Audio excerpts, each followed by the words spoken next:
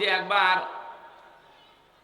পাহাড়ের পাদদেশে হঠাৎ ঘুমিয়ে পড়েছিলেন।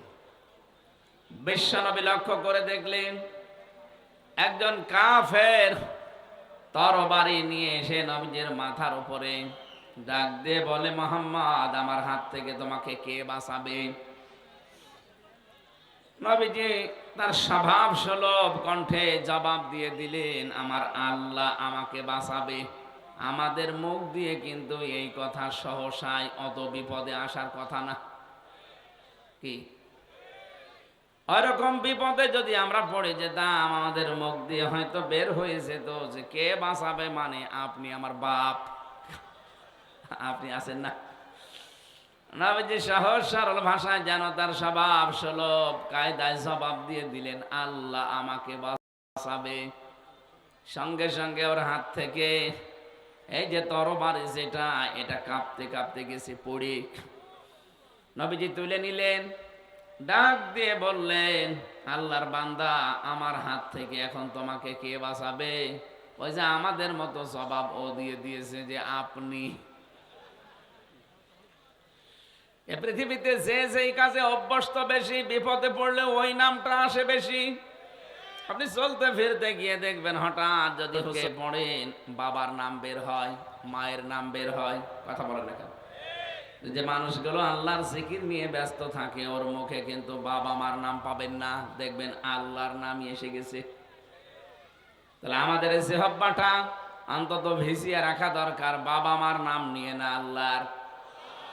সব সময় আমি নিজে সহ আজকে আমলটা জারি করে দেবেন, যেখানেই থাকেন, চলতে ফিরতে উঠতে বসতে শুয়ে আছেন, ঘুম আসতেছে না, নারী হোক আর পুরুষ হোক, বলবেন আস্তাগফিরুল্লাহ, আস্তাগফিরুল্লাহ। তাহলে টেনশন থাকে মানুষের মাথার উপরে, বিভিন্ন টেনশন, এগুলো আমার আল্লাহ নিজের থেকে দূর করে দেয়। তাহলে আজকে থেকে সব সময় আমলটা করা যাবে না, যখন সময় পান মনে আসলেই যেন বের হয় আস্তাগফিরুল্লাহ, আস্তাগফিরুল্লাহ। ইস্তেগফারটা আল্লাহর কাছে এত দামি, এত প্রিয়। মানুষ যখন ইস্তেগফার পড়তে থাকে, রব্বুল আলামিন বলেন আমার আরশ পর্যন্ত তার উপরে খুশি হয়ে যায়। ওর মনের ভেতরে যে টেনশন পেরেশানি আছে, এই ইস্তেগফারের কারণে ওইটা আমি আল্লাহ নিজের থেকে দূর করে দেই। বলেন তো হাদিসটা কি 100% সত্য না 98%? কিন্তু আমাদের জীবনের প্রতিফলন একেবারেই নেই। আন্দাজে বসে আছি, আর মনে হয় কিছুই পড়ি না। না, এইটা পড়বেন, মনে থাকবে ইনশাল্লাহ।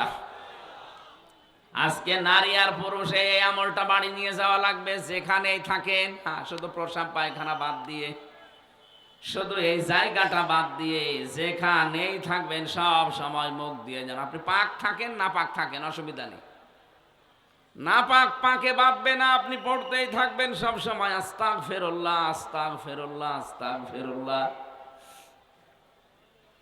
হঠাৎ নবীজি দেখলেন এই কাফের সহ চারিদিকে মৌমাছি এক ঝাঁক এসে আমাদেরকে ঘিরে ফেলেছে, গুনগুন করে আওয়াজ দিচ্ছে।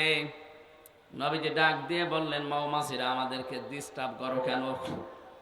মৌমাছিরা ডাক দিয়ে বলে, মাবুদ, তুমি আমাদের জবানটা খুলে দাও, নবীজির সাথে একটু সালাম বিনিময় করে জীবনটা ধন্য করি।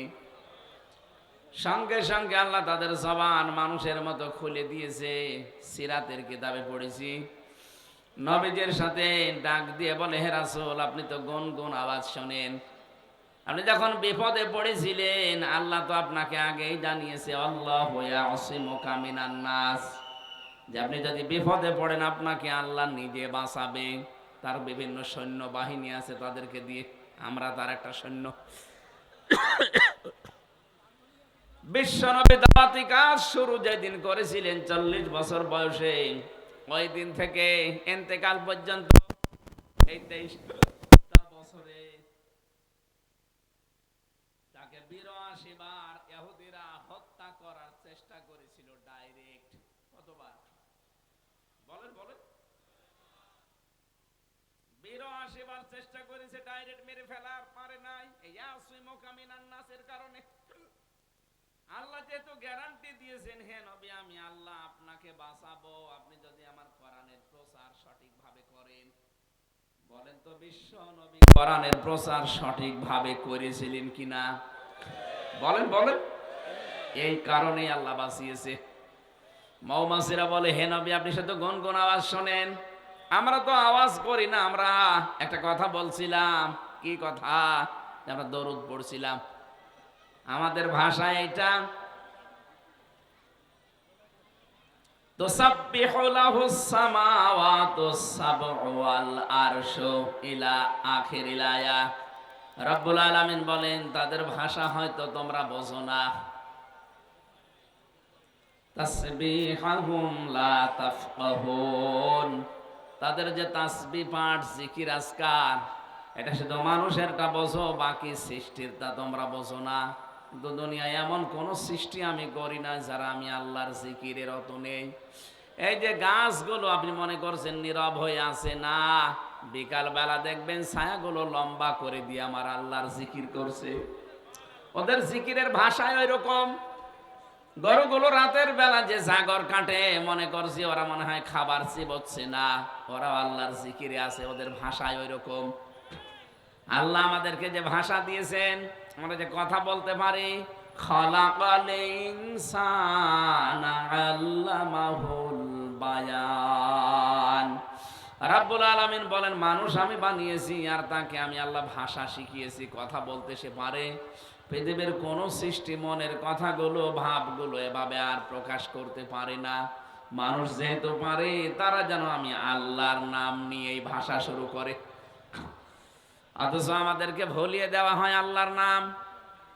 আজ কত কিছুর নাম আমাদের সামনে চলে আসে, আল্লাহর নাম আমরা সহজে আনতে চাই না। আমি কিন্তু ইঙ্গিত দিলাম, আপনি বুঝেছেন কিনা? কি কথা বলেন এখন?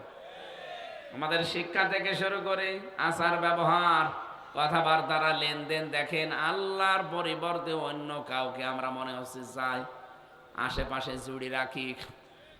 আল্লাযীনা আমানু ওয়া তাতমাইন্নু কুলুবুহুম বিযিকিরিল্লাহ, আলা বিযিকিরিল্লাহি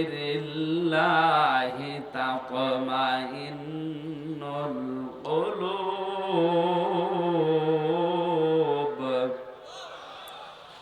আল্লাহ তাআলা বলেন যারা ঈমান এনেছে এই মানুষগুলোর কাছে আমি আল্লাহর জিকিরে শান্তি আসবে, প্রশান্তি পাবে তারা। মানুষের অন্তর শান্ত করার জন্য একটা নাম আছে পৃথিবীতে, বলেন তো নাম কি? আরো জোরে বলেন। কোন সময় যখন একেবারে কিছুই আপনার হাতে নেই, চিন্তা পেরেশানিতে একেবারে দুনিয়া শেষ হয়ে যাচ্ছে, একটু লম্বা করে সেজদা দিয়ে মনের গভীর থেকে শব্দটা উচ্চারণ করে দেখবেন, অটোমেটিক আল্লাহ যেন অজানা সুখ, অনির্বচন সুখ আপনাকে আল্লাহ দান করবে। কয় মিনিট সেজদা দিয়েছেন জীবনে?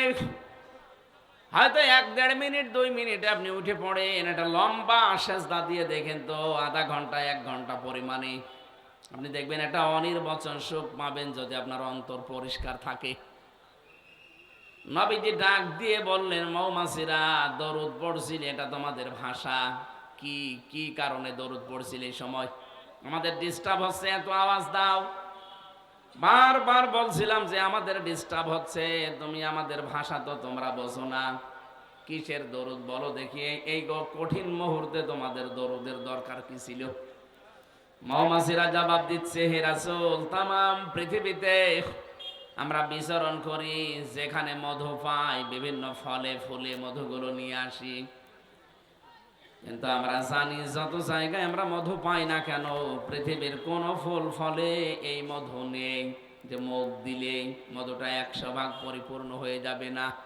সর্বোচ্চ 10% মধু থাকে বিভিন্ন ফুলে ফলে। এটাকে 100% করার জন্যে আমরা নিজের বাসা থেকে অনেক দূর পর্যন্ত চলে যাই। যারা আমরা কাজ করে খাই তাদেরকে শ্রমিক বলা হয়। যিনি ওই চাকের ভেতরে একেবারে মেন দায়িত্বে আছে তার নাম রানী। এরপরে যিনি রানীর কথাবার্তার মতো আমাদের কাছে খবর পৌঁছায় তার নাম পিউপা। এরপরে যিনি দায়িত্বে আছেন গেটে দারোয়ানের, তার নাম গার্ড। এই যত এলাকা থেকে মধু সংগ্রহ করে আমরা যাই চাকে, চাকে যাবার পরেই সর্বপ্রথম আমরা গার্ডের কাছে ওইটা দেখাই। গার্ড ওইটা নেওয়ার পরে পিউপার কাছে দেয়। পিউপা ওটা পরীক্ষা করার জন্য তার এই বাসার ভেতরে আধুনিক যন্ত্রগুলো আছে। আপনারা হয়তো শুধু চাক দেখেন। সূরা নাহাল নামে, মৌমাছি নামে আল্লাহ একটা সূরা নাজিল করেছেন, ওর ব্যাখ্যা এগুলো লেখা আছে। ছোট্ট ছোট্ট ওই ঘরের ভেতরে এত যন্ত্রপাতি আছে, সারা পৃথিবীর যেখান থেকেই মুখে করে মধু নিয়ে যাক, সঙ্গে সঙ্গে মধুটা আগে ওই পিউপার কাছে দেওয়া হয়। গার্ড নিয়ে পিউপার কাছে দিয়ে পরীক্ষা নিরীক্ষা করে যদি দেখে যে যে দিয়ে গেল তার শরীরের কোনো জায়গায় নাপাক লেগে আছে, সঙ্গে সঙ্গে ওকে ধরে পানিশমেন্ট দেবে। রানীর কাছে ডাক দিয়ে বলবে, রানী, আপনার এই শ্রমিক হয়তো কাজ করতে গিয়ে, মধু সংগ্রহ করতে গিয়ে নিয়ে এসেছে মধু, এই যে আমি পরীক্ষা করে মাত্র 10 ভাগ মধু পেয়েছি, কিন্তু আশ্চর্যের বিষয় এর শরীরের কোন জায়গায় একটু নাপাক লেগে আছে। এখানে শিক্ষা আছে। মৌমাছি ডাক দিয়ে বলছে, যেগুলো মানে শ্রমিক যেগুলো কাজ করে খায় তারা, যে আমরা নিয়ে এসেছিলাম হয়তো এখান থেকে 20 কিলোমিটার দূর থেকে, এমন একটা জায়গায় আমরা বসেছিলাম যে জায়গায় নাপাক ছিল, আমরা টের পাইনি। পিউপা যদি পরীক্ষা করে দেখে যে এর ভেতরে নাপাক ছিল, সঙ্গে সঙ্গে রানীর কাছে পৌঁছিয়ে দেয়। রানী আদেশ দিয়ে দেয়, ওর আর বেঁচে থাকা আর কোনো অধিকার নেই, ওকে মেরে ফেলো। ওই সময় তাকে চাকের ভেতরে মেরে ফেলা হয়। তাফসিরে মুফাসসিরিনে কেরাম লিখেছেন কেন, জবাব দিয়েছেন তারা নিজেরাই। প্রথম কারণে মধুটা তামাম পৃথিবীতে বান্দা বান্দীদের জন্য আল্লাহ শেফা হিসাবে দিয়েছেন। সুম্মা কুলি মিন কুল্লিস সামারাত, আল্লাহ পাক বলেন যত ফল মাকড় আছে, ফল ফুল আছে, এখান থেকে এরা খেয়ে খেয়ে এগুলো নিয়ে আসে। শিফাউল লিন্নাস, মানুষের এগুলো রোগ মুক্তির কারণ হিসাবে আল্লাহ ব্যবহার করেন। যেহেতু মানুষের এই মুখটাকে আমার আল্লাহ জন্মের শুরু থেকে, একেবারে জন্মের শুরু থেকে মায়ের পেট থেকে বের করা পর্যন্ত মুখটাকে পবিত্র রেখে দিয়েছিলেন, নাপাক করেন নাই। এদিকে তাকা।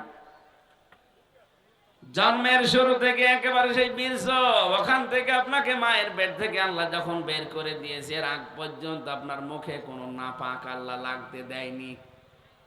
কথা বলে না কেন? বিজ্ঞান প্রমাণ করেছে যদি ক্ষুধা লাগে, সঙ্গে সঙ্গে মায়ের রক্ত আল্লাহ বন্ধ করে দেয় মাসিক। এই নাভির সাথে নাভির তার জুড়ে দিয়ে নাপাক রক্ত পেট দিয়ে নাভি দিয়ে খাওয়ায়, তারপরও মুখে লাগায় না। আল্লাহ বোঝাতে চেয়েছে, বান্দা মুখটা পবিত্র রেখে দিলাম এই কারণে, দুনিয়ায় যেন কোনো নাপাক জিনিসে মুখ দিয়ে দিবা না। বলেন তো শুধু পায়খানা এটাই নাপাক? বলেন। হারাম সম্পদ উপার্জন করে ওটা দিয়ে ইলিশ মাছ কিনে খেলে ওইটাও পায়খানার মতো নাপাক। এদেশে তো এরকম মানুষ নেই।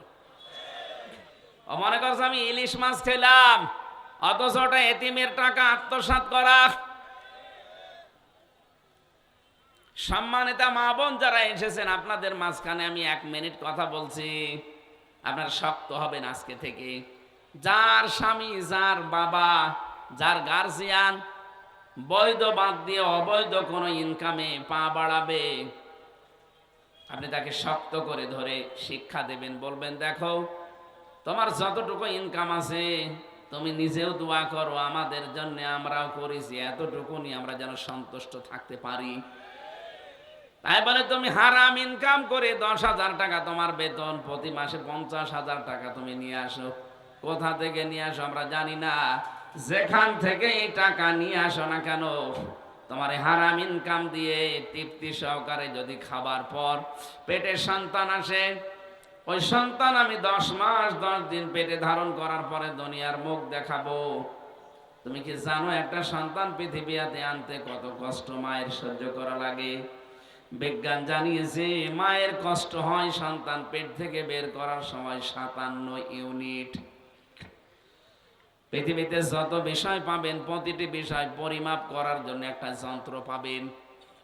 এই যে স্টেজটা কেউ যদি বলে এটা মেপে দেন, এটা মাপ দেওয়ার যন্ত্র আছে না? বলেন। এটা মাপতে হলে ফিতা লাগে, গজ লাগে, কি? এই যে জমিনটা কেউ যদি মাপতে বলে এই জমিটা মেপে দেন, এর জন্য চেন আছে, ফিতা আছে। এখন যদি বলেন এই যে এইটা আপনি দাড়ি পাল্লায় তুলে দেন, মাপতে পারবেন? পৃথিবীর প্রতিটি জিনিস পরিমাপ করার যেহেতু যন্ত্র আছে, বিজ্ঞান মানুষের কষ্ট পরিমাপ করার জন্য একটা যন্ত্র বের করেছে, তার নাম, ওটা ইউনিট দিয়ে মাপা হয়।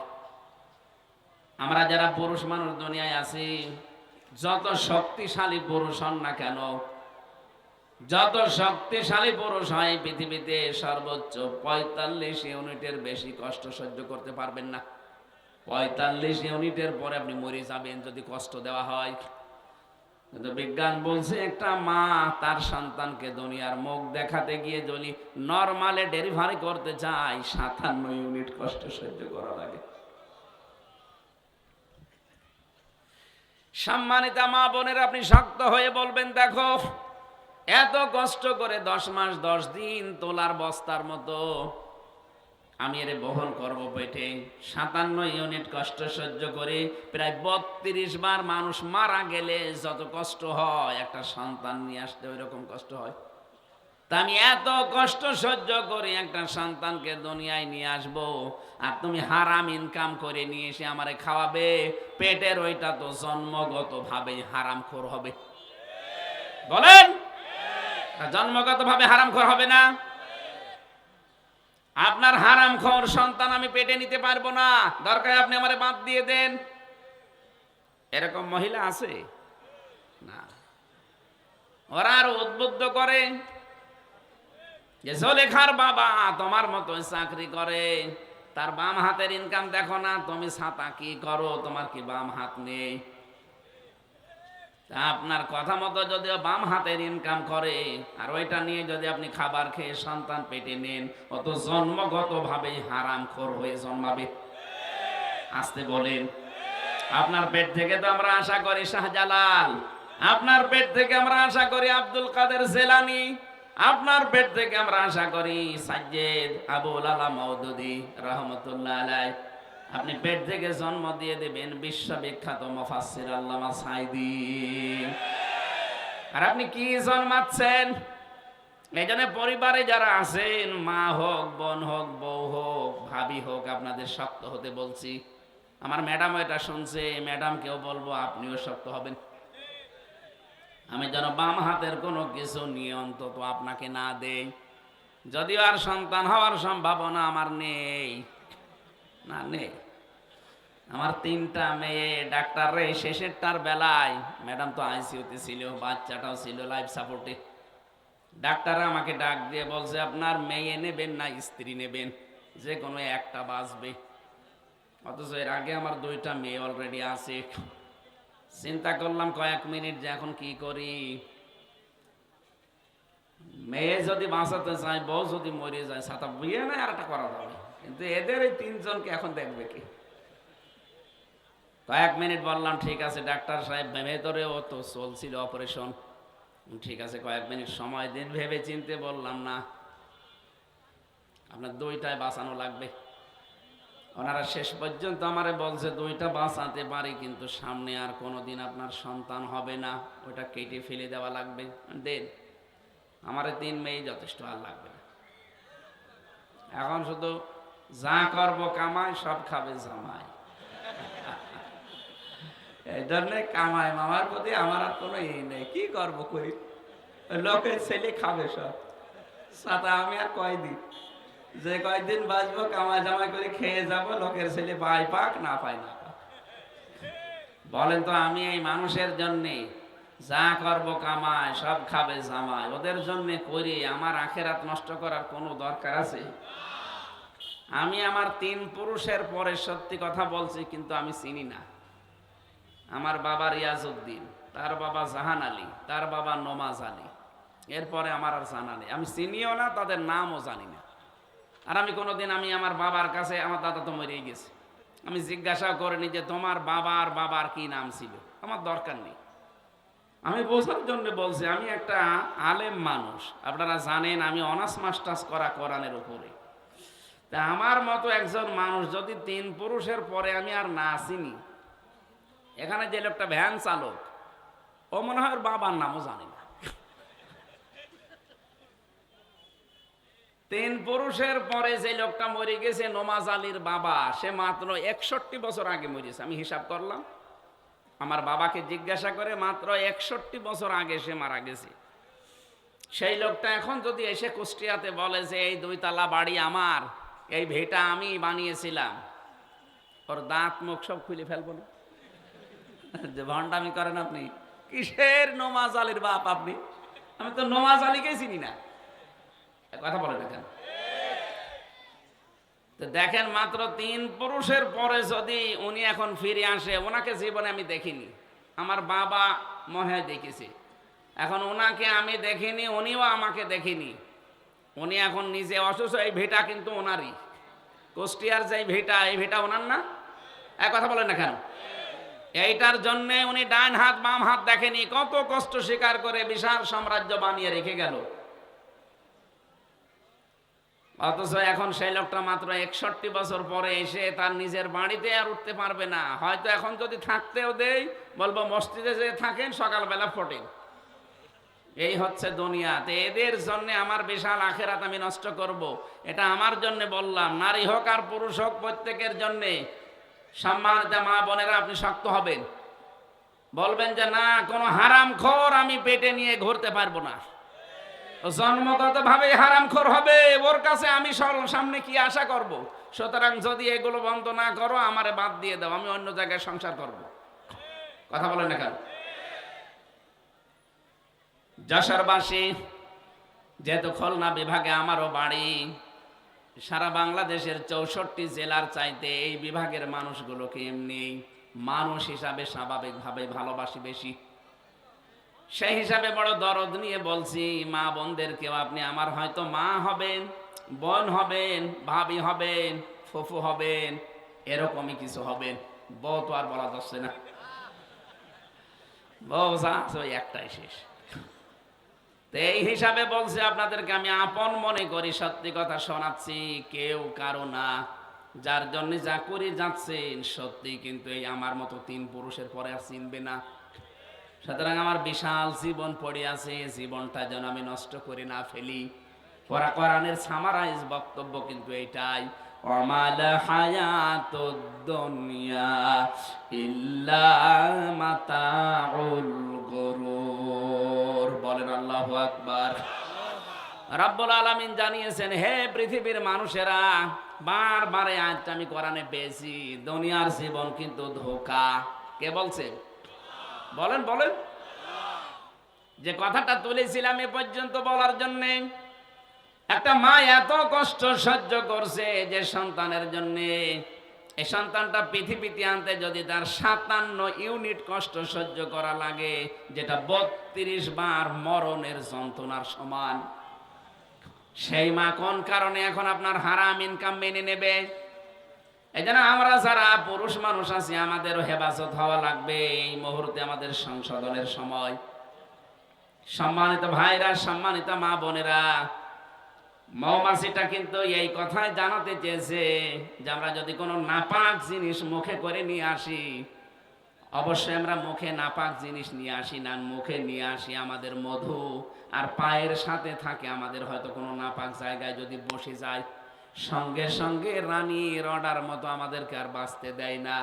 সে জানিয়ে দেয় যে এই মধু আল্লাহর বান্দারা খাবে শেফার কারণে, মুখ দিয়ে। মানুষকে দিয়ে খায়, বলেন বলেন।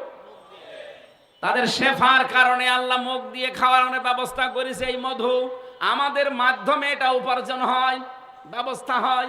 আর তুই নাপাক জায়গায় বসলি কোন কারণে? ধরার বেঁচে থাকার কোনো অধিকার নেই, তখন তাকে মেরে ফেলে।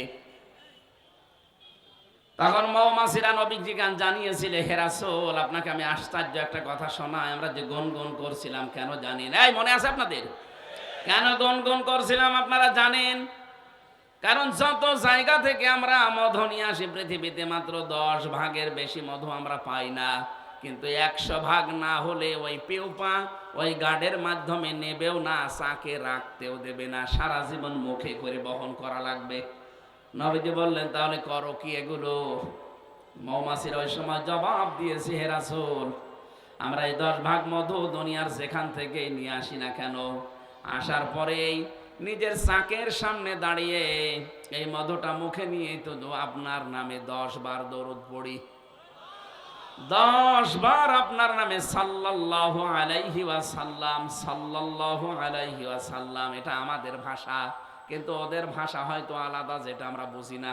এই যে ঘাসের ভাষা বুঝলাম না, গাছের ভাষা কি? তারাও জিকির করছে কিন্তু লম্বা করে ছায়া দিয়ে।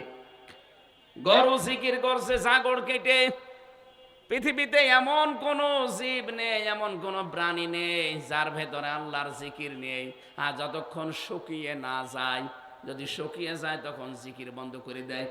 এই জন্য কাঁচা পাতা বিনা কারণে ছিঁড়বেন না। যতক্ষণ কাঁচা আছে ততক্ষণ জিকির করে, কাঁচা পাতা ছিঁড়ে ফেললে জিকির বন্ধ হয়ে যায়। মৌমাছিরা বলছে, ওই সময় আমরা 10 বার দরুদ পড়তে পড়তে 10 ভাগ মধু মহান আল্লাহ 100 ভাগ করে দেয়। তখন আমরা এটা চাকে রাখার অনুমতি পাই। যশোরবাসী এই ঘটনা তাফসীর থেকে কয়েক মিনিটে শোনালাম এই কারণে, যেই নবীর উপর মধু মৌমাছি 10 ভাগ মধু নিয়ে দরুদ পড়লে 100 ভাগ আল্লাহ বানিয়ে দিতে পারে। আমরা যদি এ নবীর আদর্শ একেবারে জন্ম থেকে মরণ পর্যন্ত সব বাদ দিয়ে মেনে নিতে পারি, এই দেশে 100 ভাগ আল্লাহর শান্তি কায়েম হবে ইনশাআল্লাহ। আজকের আমার তেলাওয়াতকৃত আয়াতের সাবজেক্ট হচ্ছে আমাদের নবী ইব্রাহিম আলাইহিস সালাম, যিনি জাতির পিতা। তাকে আল্লাহ জীবনে 50টা পরীক্ষা করেছিলেন। আমি এই জন্য শোনাচ্ছি কারণ আমরা ইব্রাহিমের সন্তান। কথা বলে না কেন? আমাদের জাতি হিসাবে মুসলিম জাতির পিতাকে আরো জোরে, পিতা যদি 50টা পরীক্ষা দেয়, সন্তানের উপর তো অন্তত 5টা পরীক্ষা আসবে, আসবে না? 50টা পরীক্ষা তিনি দিয়েছিলেন। সূরা বাকারা 124 নম্বর আয়াতে আল্লাহ দলিল দিচ্ছেন, ওয়াইযিবতালা ইব্রাহিমা রাব্বুহু বিকালিমাতিন ফাআতাম্মাহুন্না। স্মরণ করো হে নবী, আপনি ওই সময়ের কথা যখন আমার নবী ইব্রাহিমকে আমি কয়েকটা কালেমার দ্বারা পরীক্ষা করেছিলাম। এখানে কালেমা মানে কয়েকটা বিষয়। যতগুলো বিষয় পরীক্ষা তাকে করেছি, আমার ইব্রাহিম প্রতিটি পরীক্ষায় পাশ করেছে। জোরে বলেন আল্লাহু আকবার। আমরা এমন বাবার সন্তান যে বাবার সন্তানদের জীবনে কোনো ফেল নেই। কথা বলে না কেন? সুতরাং সামনে যত কঠিন পরিস্থিতি আসুক, ইব্রাহিমকে যারা জাতির পিতা মেনে নিয়েছেন, দুনিয়ায় একদিকে চলে যাবে যেন ফেল না হয়। সেই সময় কিন্তু সামনে আসতে পারে। এই কথা বলেন। উনি 50টা পরীক্ষা দিলেন, আমাদের 10টাও যদি না হয় তো কেমন সন্তান আমরা? আল্লাহ পাক বলেন, ক্বালা ইন্নী জাইলুকা লিন-নাসি ইমামা। হযরত ইব্রাহিম যখন প্রতিটি পরীক্ষায় পাশ করেছে, আমি আল্লাহ খুশি হয়ে তাকে জাতির ইমাম বানিয়ে দিলাম। এখানে জাতি মানে শুধু মুসলমান না, লিন-নাসি ইমামা, মানুষ পদবাচ্চে যারা বিবেচিত সবার জন্য আমি আল্লাহ তাকে নেতা বানিয়ে দিলাম। হযরত ইব্রাহিম ওই সময় প্রশ্ন করে, এই রাজনীতির গন্ধ না খুঁজে আপনি কোরআন থেকে মিলান। ওই সময় হযরত ইব্রাহিম প্রশ্ন করেছিলেন, ক্বালা ওয়া মিন যুররিয়াতি। হে আল্লাহ, এই যে নেতৃত্ব দেওয়া, রাজনীতি করা, এটা কি শুধু আমি একাই পেলাম, নাকি আমার উম্মত যারা হবে, আমার সন্তানাদি যারা দুনিয়ায় আসবে কিয়ামত পর্যন্ত, তারাও কি এই দায়িত্ব নিতে পারবে? আল্লাহ পারে পরে পরের শব্দে সাফ জবাব দিয়েছেন, ক্বালা লা ইয়ানালু আহদিজ জালিমিন। ইয়ানালু এটা মুজারে, বর্তমান ভবিষ্যৎ, প্রেজেন্ট ফিউচার। আল্লাহ বলেন, ইব্রাহিম সাফ কথা, আমার তোমার সন্তান আদি কিয়ামত পর্যন্ত যারা আসবে দুনিয়ায়, তারাও নেতৃত্ব দিতে পারবে, তারা নেতা হতে পারবে, তারা জনগণের উপরে দায়িত্বশীল হতে পারবে, কিন্তু যারা জালেম তাদের জন্য আমার কোনো অঙ্গীকার নেই। এই আয়াত দিয়ে প্রমাণ হয়, আমি যত তাফসীর পড়েছি সব মুফাসসির বলেছেন জালেমদের জন্য রাজনীতি করা হারাম। অথচ বড় বড় জালেম ছিল রাজনীতিবিদ এই দেশে। বলেন, যে যত বেশি জনগণের উপরে জুলুম করেছে সে তত বড় দায়িত্ব পেয়েছে। আগামীতে এইটা আর হবে না। কে কথা বলেন না কেন? আগামীতে এই সুযোগ আর পাবেন না। আমেরিকার সিস্টেমে নির্বাচন হচ্ছে বাংলাদেশের সামনে, যে যতটুকু সংখ্যা গরিষ্ঠতা পাবে সে সংসদে অতটুকু কথা বলতে পারবে। তখন একা একার মস্তানি করার সব আপনার মিটে যাবে। আমেরিকার কিন্তু সিস্টেম এইটা। আমি বিশ্বের বহু দেশে ছোট বয়সে গিয়েছি, সিঙ্গাপুর, মালয়েশিয়া, থাইল্যান্ড, ইন্দোনেশিয়া, এরপরে মালদ্বীপ, বাহরাইন, সৌদি আরব, ভারত, যতগুলো রাষ্ট্র ঘুরলাম, এই দেশের মতো এত নোংরা রাজনীতি আমি পাইনি। কত দিন দিন সেখানে থাকতাম, 1 মাস, 1.5 মাস, 2 মাস করে ঘুরে আসতাম। কই এত নোংরা রাজনীতি তো ওই সমস্ত দেশে আমি পেলাম না। আমাদের দেশটাও মডেল হয়ে দাঁড়াবে। আমেরিকায় যেটা চলছে ওটা আমার মনে হয় সামনে চলে আসতেছে। এখন দেখছেন না, এদেশের সবাই কিন্তু বাইরে। হাসিনা দিল্লিতে, কথা বলছেন না কেন? খালেদা কানাডায়, জামাতের আমির আছে কুয়েতে, কাতারে। এদেশের যারা হাল ধরবে একটাও নেই। ওনারা কি, অনেকে মনে করছে চিকিৎসার জন্য গেছে, একজন গেছে পালিয়ে, আর একজন গেছে কি কাজে। না, সব কাজে গেছে, সবগুলোই কাজে আছে, এক একটা নাম নিয়ে গেছে। বাস্তবতা হয়তো আপনারা জানেন না, ভেতরের খবর আমি গোয়েন্দাদের সাথে খবর রাখি, আমি দেখেছি সর্বোচ্চ দায়িত্বে যারা আছে দেশের গোয়েন্দা, ওনারা সেদিন বলছিল যে হামজা ভাই, আমরা শুধু আগস্টের 5 তারিখের পর থেকে দেখতেছি যে কে কে কাজ কেমন কি করে। যেহেতু সামনে আমেরিকার মতো ওই সিস্টেমে যদি নির্বাচন হয়, তাহলে যে যত বেশি সংখ্যাগরিষ্ঠতা পাবে, সিট পাবে, সে সংসদে ওই রকম ভূমিকা রাখতে পারবে। তো সেই হিসাবে আমরা দেখতেছি এই দেশে মানুষের আচরণ কারটা কেমন। অনেকেই কিন্তু 5 তারিখের পর থেকে বাবা শাহজালাল সব হালাল বলে লেগে পড়েছে। সেদিন শুনলাম নারায়ণগঞ্জের বন্দরে রাত 12:30টার পরে উনি চাঁদা চাইতে গেছে, পরের দিন পুলিশে ধরেছে। বলছে আমি 12:30টার পরে রাত্রে গেলাম, আপনারা টের পেলেন কি করি? আরে বেটা, এই যে গত পরশুদিন জামালপুরে গরু চুরি করে ভড়ি ভোজ করিস, সে যারাই করুক করেছে। তো ওনারা বলছে আমরা রাতের বেলায় কাজ করলাম, তখন রাত 12:30 1টা বাজে, কেউ তো জেগে নেই, আপনারা টের পেলেন কি করে? আমি একটা গোপন কথা ফাঁস করে দিচ্ছি, যেহেতু আমি ছিলাম নিচে, আমি দেখেছি রিমান্ডে আমি 10 দিন মাটির নিচে ছিলাম। আমি ফাঁসির কন্ডেম সেলের ভেতরে 3 বছর একাধারে যোগাযোগ বিচ্ছিন্ন ছিলাম, আমি অনেক কিছু জানি। আপনাদের সতর্ক করছি। আপনি মনে করছেন যে রাত 12:30টায় 1টায় গেলাম, কেউ তো জানার কথা না। কে বলেছে আপনি জানেন? ওদের কাছে কি মেশিন আছে আপনি জানেন? আপনি পায়খানায় বসে বসে কি করছেন তা ওরা দেখতে পায়। হ্যাঁ, এত উন্নত মেশিন এই বাংলাদেশে 56,000 বর্গ মাইল ওদের হাতের তালুর ভেতরে। এই যে আমার সামনে একটা মনে করেন প্লেট আছে, খাবারের কোন জায়গায় কি রাখা আছে এটা আমি জানবো না। কথা বলেন না। থালের কোন জায়গায় খাবারের গোশত আছে, কোনায় শাক আছে, কোথায় কি দেওয়া আছে, ভাজি দেওয়া আছে, কোথায় ছানা দেওয়া আছে, সবগুলো আমার সামনে দেখা যাচ্ছে না। ওদের কাছে যে মেশিন আমি নিজে দেখে এসেছি, ওরা সব এভাবে দেখতে পাচ্ছে। এই জন্যে ওরা কিন্তু পর্যবেক্ষণে রেখেছে কে কি কাজ করে। অনেকেই কিন্তু নিজের নামে অলরেডি বদনাম নিয়ে ফেলেছেন। কি সারা দেশে আমি যাচ্ছি, 630টা থানা আছে এই দেশে, কম বেশি সব জায়গায় আমার যাওয়া শেষ। আপনারা নিজেদের পায়ে নিজে কোড়াল মেরেন না, আপনারাও মজলুম আমি জানি। আপনারাও মাজলুম দল। আমার সাথে বিএনপির কত মানুষ ছিল আমি দেখেছি, এক একজনের নামে 313টা পর্যন্ত মামলা পেয়েছি। একজন বিএনপির নেতার নাম শুনলাম, তিনি আমার পাশে ছিলেন, তার মামলা 556টা। আমার মাত্র 2টা মামলায় যদি জীবন এলোমেলো হয়ে যায়, যার 556টা মামলা, ও কবে জামিন পাবে, কবে বের হবে, আর কবে হাজিরা দেবে? কি করেছে জালেমরা বলেন তো? অথচ সেই মাজলুম দলটাকে আপনি ডোবানোর জন্য অনেকে চেষ্টা করছেন। আপনি একটা নাফারমান, একটা বেঈমান।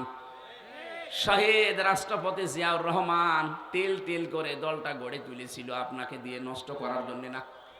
এই জন্য যারা এই কাজগুলো করবে, সে যেই হোক, ও যদি জামাত ইসলাম করে, যদি বিএনপি করে, যদি ইসলামী যতগুলো দল আছে, যে কোনো দলের নাম নিয়ে কেউ যদি চাঁদাবাজি করে, যেখানে করবে সব এক জায়গায় হয়ে যাবে। জুতা দিয়ে পিটাবেন দরকার হয়। কোন দল সাপোর্ট করে না যে চাঁদাবাজি করুক, এই কথা বলে না কেন? এরা নিজেদের স্বার্থে করে দলীয় কায়দায় নাম দিয়ে দেয় যে বিএনপির অমক, জামাতের অমক। কে বলেছে আপনাকে?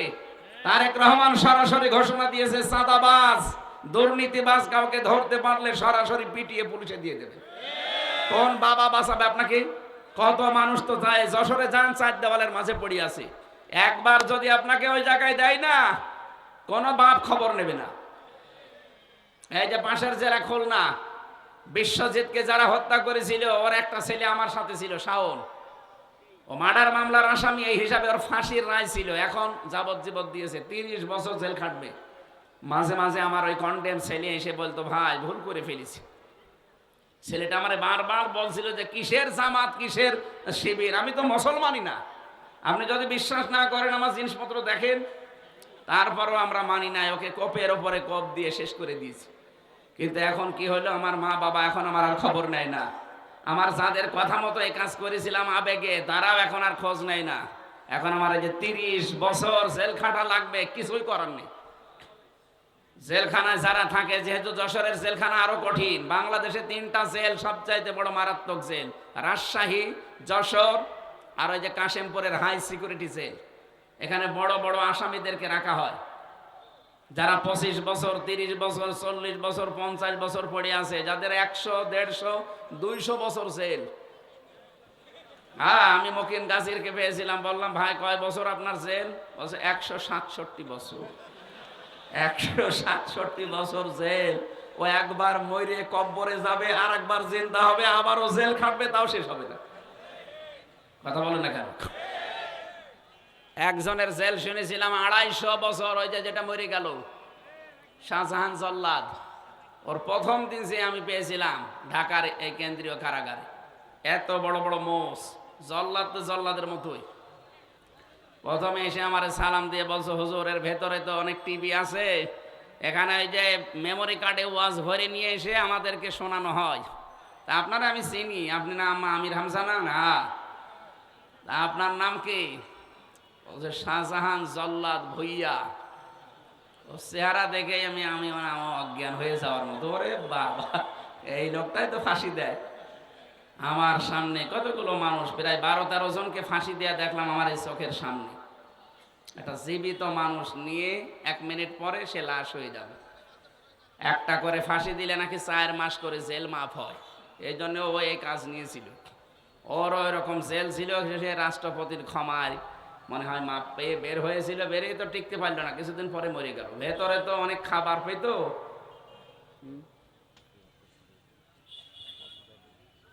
বুঝি না। ও, এখনই শেষ করে যাবো মানে? আমার তো এখনো শুরু হচ্ছে।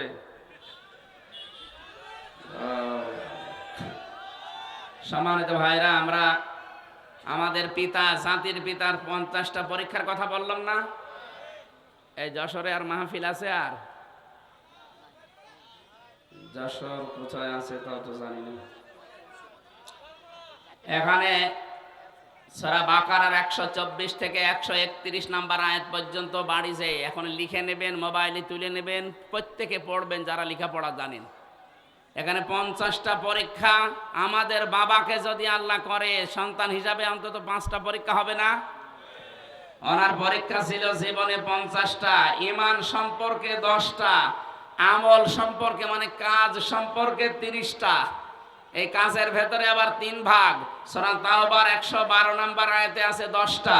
সূরা মুমিনুনের 101 থেকে 10 নম্বর আয়াত পর্যন্ত আছে আরো 10টা। সূরা আহজাবের 35 নম্বর আয়াতে আছে আরো 10টা। এই 30টা আর এই ঈমানের 10টা, 40টা। এরপরে ফিতরাত বা স্বভাব সম্পর্কে 10টা। এটা মারিফাতুল কোরআন আর তাফসিরে হাক্কানি, তাফসিরে ফি জিলালিল কোরআন, এগুলো থেকে আমার এই তথ্যগুলো নেওয়া। কোরআনে কারিমের প্রতি মহব্বত, ভালোবাসা বৃদ্ধি যত পাচ্ছে, আমাদের এদেশে ইসলামের সমাজ প্রতিষ্ঠা সম্ভাবনা তত বাড়ছে। এই কারণে জালেম এবং মুনাফিকরা এরা উঠে পড়ে লেগেছে। ইয়া আইয়ুহান নাবিয়্যু জাহিদিল কুফফারা ওয়াল মুনাফিকিনা ওয়াগলুজ আলাইহিম ওয়া মাওয়াহুম জাহান্নাম ওয়া বিসাল মিহাদ।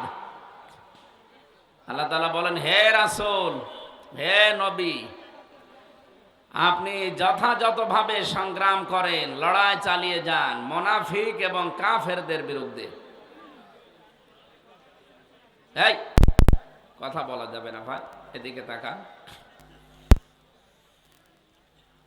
কাফের এই দেশে ছিল, আমরা অনেকে টের পেয়েছি, জানিও।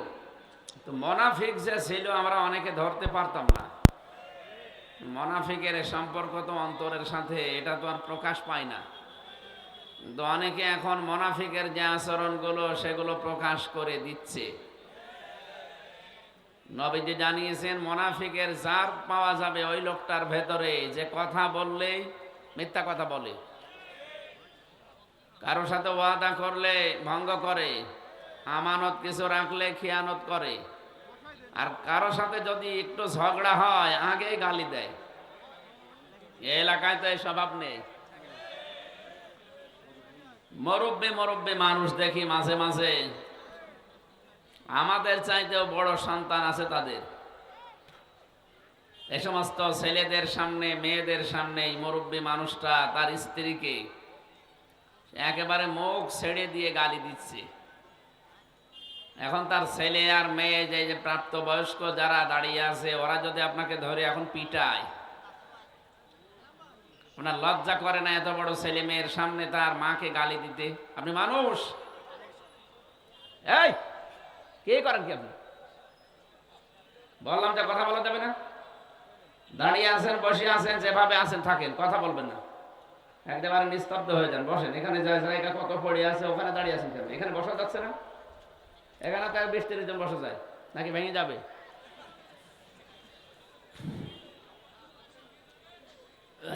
এদিক থেকে যেন আওয়াজ না আসে ভাই, আমি হাতে পায়ে ধরে বলছি, কথা বলবেন না।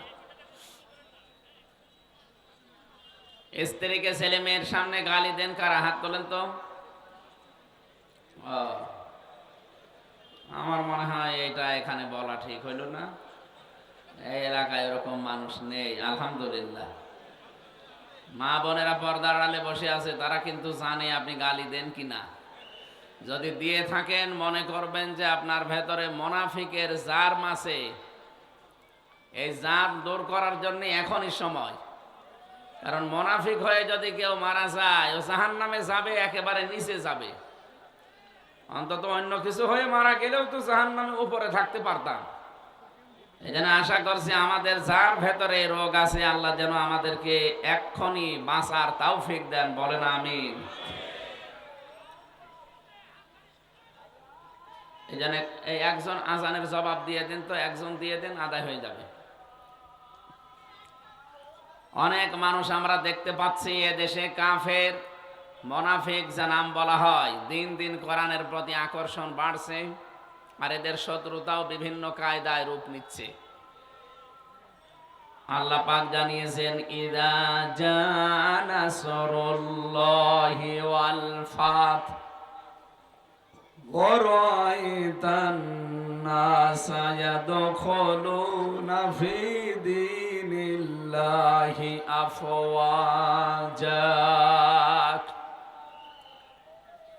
যখন আসবে আল্লাহর সাহায্য, তখন আপনি বিজয় দেখতে পাবেন।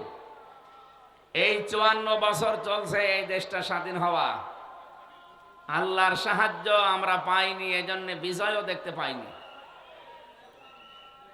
জুলুমের মাত্রা যখন একেবারে পরিপূর্ণ হয়ে গেছে, আল্লাহ তখন মনে হয় সাহায্য পাঠিয়েছে, আর আমরা বিজয়ও হালকা পাতলা দেখতে পেয়েছি। বিজয় যদি কোনো এলাকায় ইসলামের হয়, তার ভেতরে অন্যতম নিদর্শন এই, আপনি বুঝবেন যে এইটা পেলে বিজয় আসতেছে। অরআইতান নাসা ইয়াদখুলুনা ফি দীনিল্লাহি আফওয়াজা, দলে দলে পালে পালে মানুষ ইসলামে প্রবেশ করবে। প্রশ্ন আসতে পারে, এতদিন ইসলামে ছিল না? আরে ভাই, নামে ছিল। 96% মুসলমান দেশে, আমরা অনেকে নামে আছি। কিসে আছি? নামে। ওই মুসলমানই দেওয়া আছে শুধু, অথবা আদমশুমারিতে আছে, ভোটার আইডি কার্ডে আছে, এই এতটুকু পর্যন্ত ছিল। কিন্তু ইসলাম বুঝে, ইসলাম বোঝার পরে মানুষ ইসলামে দলে দলে পালে পালে আসে, এই নিদর্শন এই 54 বছরে আমরা পাইনি। এখন যেটা দেখতে পাচ্ছি, আপনি আগস্টের 5 তারিখের আগের জরিপ দেখবেন, ইন্টারন্যাশনাল জরিপগুলো, সর্বোচ্চ 100 জনের 15 জন মানুষ চাইতো এ দেশে ইসলাম কায়েম হোক, কোরআনের বিধান চালু হোক। মাত্র 100 জনের 15 জন। অথচ এই 5 মাসের ব্যবধানে এই দেশে এখন 100 জনের 58 জন মানুষ চাচ্ছে দেশে কোরআনের বিধান কায়েম হোক। 5 মাসে কি বেড়েছে না কমেছে? কত বেড়েছে আপনি টের পাচ্ছেন? কোরআনের এই আয়াতটা যে 100% সত্য, এটা তার প্রমাণ। দিন যত যাবে আপনি দেখবেন দলে দলে মানুষ ইসলামে আসবে। আন্তর্জাতিক কিছু চাপ আছে, এগুলো যদি আমরা কাটিয়ে উঠতে পারি, আমাদের ঈমান এবং আমলের উপরে ভিত্তি করে, আল্লাহর ওয়াদা, আল্লাহ এই দেশে ইসলাম কায়েম করে দেবে ইনশাআল্লাহ। ওয়াদাল্লাহুল্লাযীনা আমানু মিনকুম ওয়া আমিলুস সালিহাত লা ইস্তাখলিফান্নাহুম ফিল আরদ কামা ইস্তাখলাফাল্লাযীনা মিন ক্বাবলিহিম। আল্লাহ তাআলা বলেন, আমি ওয়াদা করলাম। বলেন তো ওয়াদা কার? এটা তো মিথ্যা হওয়ার সম্ভাবনা আছে। হ্যাঁ, আল্লাহ বলেন, ইন্নাল্লাহা লা ইউখলিফুল মিআদ, আমি যদি কোনো ওয়াদা করি কখনো ওটা ভঙ্গ করি না। সরাসরি ওয়াদা করছেন কে? আরো জোরে। আল্লাহ বলেন, আমি আল্লাহ নিজে, ওয়াদাল্লাহ, আমি নিজে ওয়াদা করছি। আল্লাযীনা আমানু মিনকুম, তোমাদের ভেতরে যারা ঈমান আনবে, ওয়া আমিলুস সালিহাত, আর এই দাবি অনুযায়ী যারা আমলে সালেহ নেক কাজ করবে। আমি এই যে আকিজ গ্রুপের মাহফিল ছিল কিছুদিন আগে, এখানে আমলে সালেহের প্রতি একটা ছোট্ট ব্যাখ্যা দিয়েছিলাম। আমলে সালেহ বলতে আমরা অনেকেই মনে করি নামাজ, রোজা, দান, সাদগা, দাড়ি রাখা, এগুলো আমলে সালেহ, ভালো কাজ। আরে ভাই, সালেহ শব্দের শাব্দিক অর্থ হচ্ছে যোগ্য। সালেহ মানে কি? এটা কিন্তু রেকর্ড হচ্ছে, সারা দুনিয়ায় যাবে কালকে। এখানে আমার সামনে মাত্র এই 10,000 মানুষ না, এখন 18 কোটি মানুষ আমার সামনে বসে আছে। যশোরের নাম হয়তো এই রূপদিয়া, যশোর হয়তো বাংলাদেশে চেনে, রূপদিয়া অনেকেই চেনে না।